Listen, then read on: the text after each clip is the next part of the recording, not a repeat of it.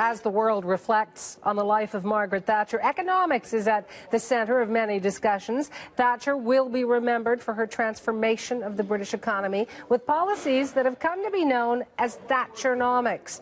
Our business host, Scott Peterson, joins me now with more on that. So what was at the heart of Thatchernomics, Scott? Well, it was a whole wave of conservatism. Amanda touched on it. There was Brian Mulroney in power, Ronald Reagan, and it was this era of fighting anti-communism as well. But she was really known for reducing the size of government.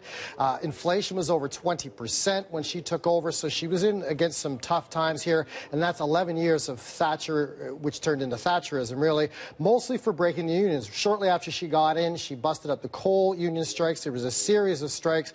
A quarter of all workers had were basically union employees. Take a look at this union membership chart under her reign. That's from 1979 to 1990.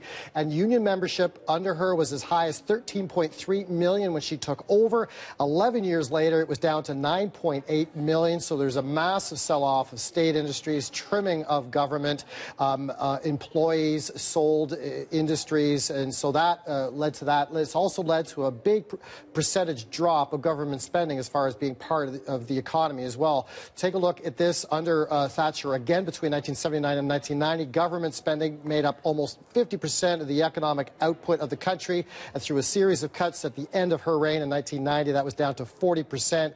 And so this is why she is known for Thatcherism, as far as this tough love for the British economy that even David Cameron says that they owe her a gratitude of thanks to this day.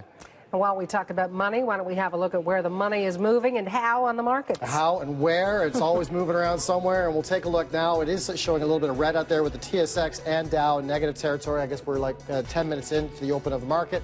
NASDAQ showing somewhat green. That's about the only green we're seeing on North American markets today. The Canadian dollar had been negative. It had to turn positive last I looked, up 13 basis points.